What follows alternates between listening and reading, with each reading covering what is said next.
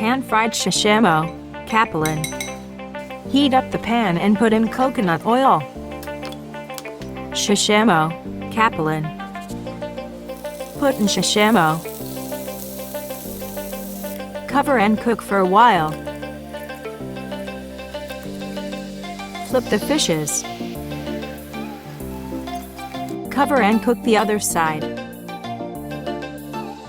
Flip the fishes once more. Cover and continue cooking for a while. Shishamo is ready to serve. Serve onto a plate. Pan-fried shishamo, capelin. Nice browning. The whole fish, including the bone, can be eaten. Full of eggs inside. Whole fish provides more complete nutrients than just fillet.